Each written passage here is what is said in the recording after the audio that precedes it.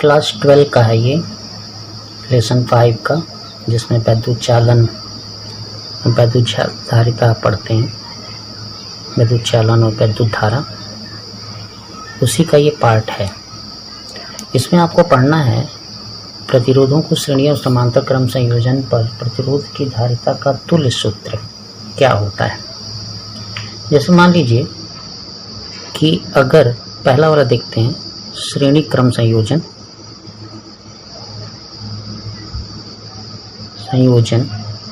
में तुल्य धारिता, प्रतिरोध, बार बार धारिता आ रहा है क्योंकि धारिता भी इसी तरह से हल होता है, का सूत्र। तो ये आपका हेडिंग है पहला।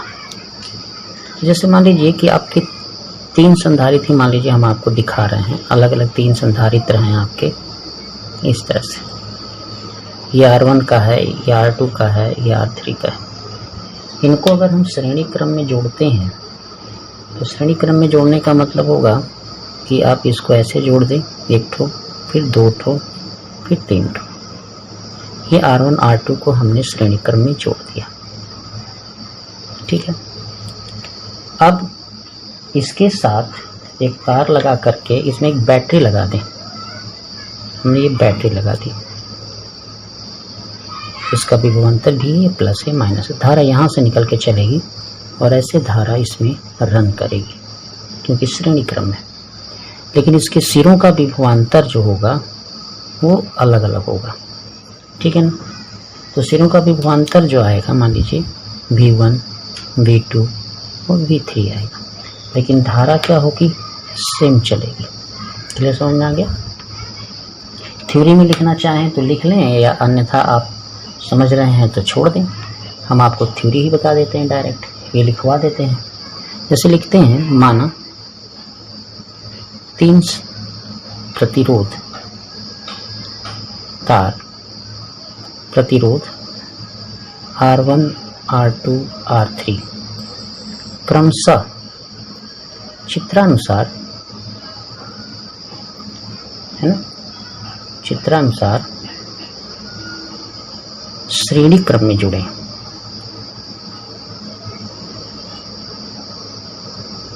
है ना। इस संयोजन का एक और नाम देते हैं हम लोग 1-2-1-2-1-2 संयोजन, है ना, क्योंकि 1-2 फिर 1-2 फिर 1-2, इसलिए इसको हम ऐसा कहते हैं। इनके जुड़े हैं, इसके परिपथ में B वोल्ट की एक्सेल को लगाने पर धारा I प्रवाहित होती है। तब क्या होगा, तब होगा कि चालक के सिरों पर जो चालक आपके 3 लगे हैं, या हम ये भी कहते हैं कि प्रतिरोध के सिरों पर उत्पन्न विभवांतर, है ना। उत्पन्न विभवांतर क्या होगा, विभवांतर ये होगा कि अगर हम V1 को देखें तो V बराबर I R1, V बराबर I R होता है, ओम के नियम में क्या होता है, V बराबर I R होता ही है। तो ये हो गया आपका। दूसरे के लिए सोल्व करें तो I R2 हो जाएगा, तीसरे के लिए करें तो I R3 हो जाएगा। देख लीजिए, प्रत्येक जो आपका प्रतिरोध हो उसमें धारा नहीं चेंज हो रही है, धारा सेम चल रही है, इसलिए सबके धारा का मान 1 है। अगर हम कुल विभवांतर की बात करें, कुल विभवांतर हमने कितना लगाया है, V, तो V का जो मान होगा वो आपका V1 plus V2 plus V3 totally होगा, यानी जोड़ी के तो होगा, यानी यही भी उत्तर बटेगा इसमें।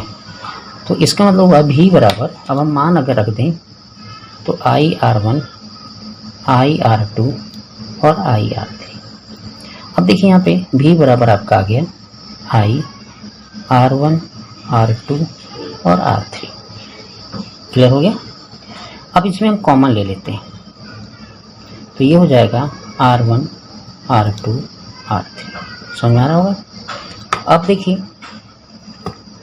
कि अब एक चीज नोट करिए कि जो ये आई है ये परिपथ धारा है, यानी परिपथ की कुल धारा है, और ये जो भी है ये परिपथ का कुल विभवांतर है या विभव है ना। यानी अगर हम सोचें तो R बराबर V बटे I सीधा हो जाएगा, यानी कुल विभवांतर कुल धारा से कुल प्रतिरोध बनेगा। तो ये परिपथ का तुल्य प्रतिरोध हो गया, परिपथ का कुल प्रतिरोध माना जाएगा किसको, R को। तो अब यहाँ हम क्या कर सकते हैं, इसको हम सीधे R लिख सकते हैं। तो R बराबर हो जाएगा R1 plus R2 plus R3। ये हमारा प्रूफ हो गया। ठीक है, समझ में आया होगा, हम समझते हैं। अब हम जो देखने वाले हैं वो समांतर क्रम देखने वाले हैं, है ना। तो अब हम ये लिख रहे हैं कि समांतर क्रम में, है ना, समांतर क्रम में संयोजन, समांतर क्रम संयोजन में प्रतिरोधों का तुल्य प्रतिरोध, ये हम सूत्र प्रयोग करना चाहते हैं। ठीक है, ये आपका समांतर क्रम है। समांतर क्रम का मतलब जो हमने ये प्रतिरोध लिया था, ये वाले तीनों प्रतिरोध को, इन तीनों प्रतिरोध को समांतर क्रम में जोड़ने का मतलब है कि हम इसको ऐसे जोड़ दें, तीनों का वन साइड हो जाए। देखिए ये सबका 1 2 है ना, तो सबका 2 एक साइड और सबका 1 एक साइड, ये आपके 3 प्रतिरोध आपको जोड़ दिया सेम। अब इसके साथ हम एक बैटरी यूज कर दें, परिपथ कंप्लीट हो गया आपका। अब ये बैटरी भी है। अब सोचिए जरा कि ये तीनों एक ही हैं, तो इनके सिरों का विभवांतर भी क्या होगा, भी। लेकिन इनके अगर प्रतिरोध का मान 1 है, यहाँ से जो धारा मुख्य निकलेगी वो I होगी, यहाँ जाने के बाद 3 भाग में बंट जाएगी। देख लीजिए जैसे टोटी का पानी होता है वैसे ही बह जाएगी। तो यहाँ अगर I1 जा रही है, यहाँ I2 जा रही है, यहाँ I3 जा रही है। क्लियर हुआ, आपको समझ में आया। ठीक है, अब देखिए यहाँ का फ्लो ऐसे कंप्लीट हो जाएगा। याद रखिएगा हमेशा धन की तरफ से धारा का मूव दिया जाता है। आपको हमने इसमें भी धारा का मूव धन की तरफ से दिया था, यहाँ भी आपको उसी दे रहे हैं। अब इसकी थ्योरी लिखना चाहें तो ऐसे लिख लें, माना 3 प्रतिरोध R1 R2 R1 R2 R3 चित्रानुसार, ठीक है ना, समांतर क्रम में जुड़े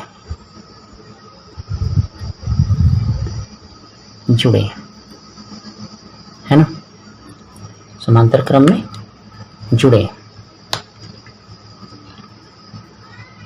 इनके सिरों पर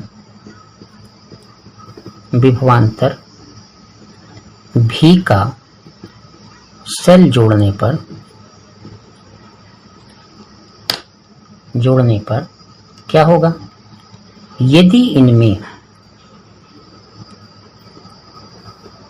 धारा, किसमें, इनमें मतलब किसमें, सोच लीजिए प्रतिरोधों में, है ना, धारा क्रमशः I1 I2 तथा R3 प्रवाहित हो तो क्या होगा।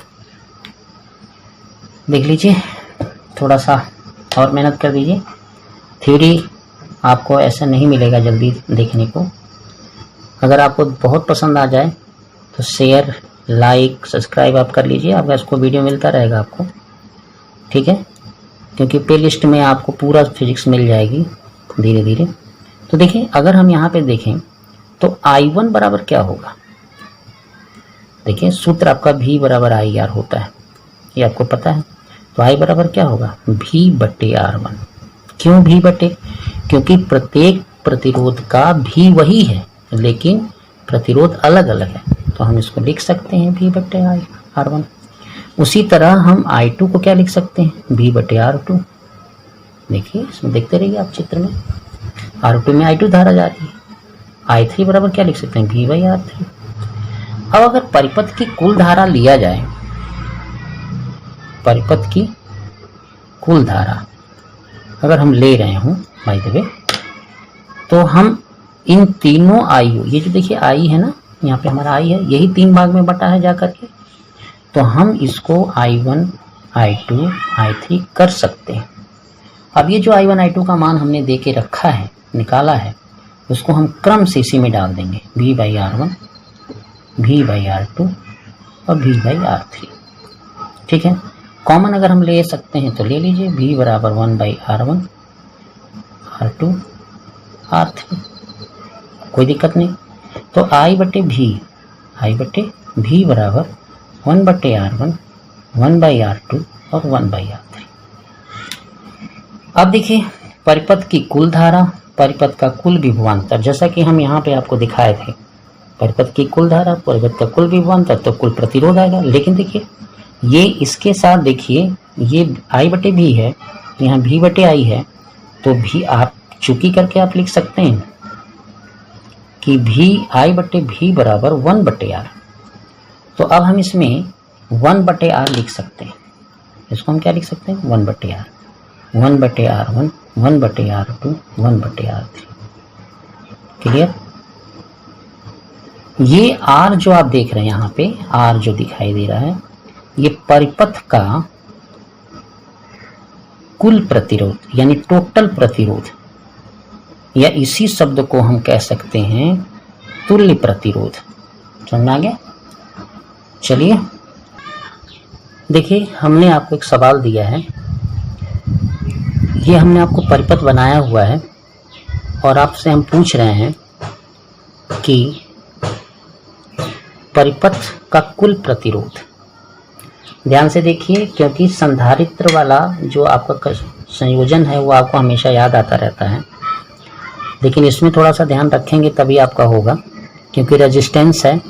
एक चीज़ पहले मैं आपको क्लियर कर देना चाहता हूँ कि अगर श्रेणी क्रम का संयोजन आप कर रहे हैं तो उसका तुल्य प्रतिरोध R1, R2, R3 ऐसे होगा, और अगर समांतर का कर रहे हैं तो 1/R बराबर 1/R1, R2, R3 ऐसे होगा। थोड़ा सा ध्यान रखिएगा इसका। देखिए हम बोले थे कि पहले जटिल परिपथ को ही किया जाता है, यानी जनरली सबको श्रेणी बनाना रहता है। ये वाला जो 2 परिपथ में लगा हुआ है ये समांतर क्रम है, तो सबसे पहले हम इसी परिपथ को हल कर देंगे। तो 2 हैं उसमें, हम ये मान के चल, समांतर के लिए हम अपने आप को बोला था कि ये लगेगा, तो R हम ले लेते हैं डैश। तो यहाँ कितना लिखेंगे, 10, और यहाँ भी लिखेंगे 10। क्यों लिखेंगे, क्योंकि 1/R बराबर R1 प्लस R2 होता है। अब यहाँ पे R डैश बराबर हो जाएगा 2/10 यानी 1/5, यानी R1 जो होगा हमारा कितना हो जाएगा, R डैश हो जाएगा हमारा 5 ओम। यहाँ देखिए हमने इसको 5 ओम कर दिया, यानी चित्र में देखिए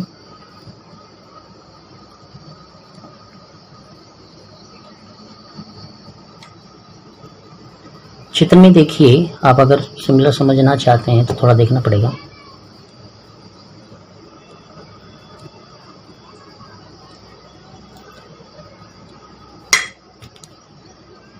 ये देखिए यहाँ पे 10 ओम है, ये 10 ओम हो गया, ये 6 ओम हो गया, और ये आपका है 10 ओम।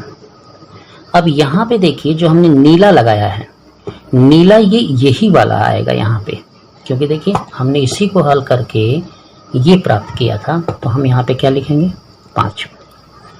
अब देखिए आपकी जो बैटरी लगी हुई है 10 वोल्ट की, है ना, अब ये एक ही वायर में लगा है। जब एक ही वायर में प्रतिरोध आने लगे तो ये मान लेना चाहिए या समझ लेना चाहिए कि वो कौन सा क्रम बना सकता है, श्रेणी। ठीक है ना। तो श्रेणी क्रम अगर बनाता है मान लीजिए, तो उसके लिए सूत्र क्या लिखेंगे, ऐसे लिखेंगे, क्या ठो है आपके प्रतिरोध, 1 2 3 4 3 4। अब एक और बात सुन लीजिए, समझ लीजिए, जैसे हमने यहाँ पे R डैश लिया है, एक जैसा, परिणामी का मान एक जैसा नहीं होना चाहिए, ये सूत्र है इसलिए ऐसा लिखा हुआ है। यानी हम इसको R डबल डैश करेंगे और यही हमारा परिणामी प्रतिरोध को शो करेगा। तो यहाँ कितना है आपका 10, ये कितना है 10, ये कितना है 5, ये कितना है 6। तो यहाँ R डबल डैश बराबर हो जाएगा, इसको 20 कह लीजिए, ये हो जाएगा 11। तो R डबल डैश बराबर हो जाएगा 31 ओम। ये आपके पहले क्वेश्चन का आंसर हुआ, यानी परिपथ का कुल प्रतिरोध। क्लियर हो गया?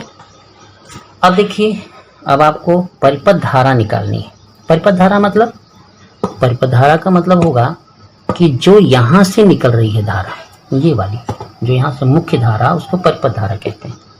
तो जान लीजिए, अगर हमें परिपथ धारा निकालना है ना, तो परिपथ धारा अगर निकालनी है आई, तो परिपथ का वोल्ट लेंगे और परिपथ का कुल प्रतिरोध लेंगे। तो परिपथ का हमारा वोल्ट कितना है 10 वोल्ट, और परिपथ का ये कितना है 31, ठीक है ना। तो अब इसको आप हल करेंगे, तो हल करेंगे तो 0.3 तो कंफर्म है ना। तो आप कह सकते हैं कि परिपथ की धारा 0.3 एम्पियर हो सकती है या होगी। मान लीजिए 1 पॉइंट और जाएगा और क्या होगा। अब ये हो गया आपका। अब आपको चाहता है कि 6 ओम में धारा, जरा परिपथ को ठीक से समझिए आप। 6 ओम में धारा, देखिए यहाँ से ये धारा यहाँ से चली, इस एक ही तार में जा रही है, यहाँ आने के बाद 2 भाग में बंट गई, फिर लेकिन एक ही तार में कनेक्ट हो गई, यानी 6 ओम की धारा वही है जो परिपथ की धारा है। तो हम कह सकते हैं कि 6 ओम में धारा का मान कितना होगा 0.3 एम्पियर। क्लियर? धन्यवाद। इतना आपको वीडियो दे दिया। अगला वीडियो शायद आपको, अगर आप देख के कमेंट करके देते हैं तो न्यूमेरिकल मिल जाएगा, अगर आप कमेंट करेंगे तो, नहीं तो अगला थ्योरी हम आपको देंगे। एक आप न्यूमेरिकल भी दे सकते हैं।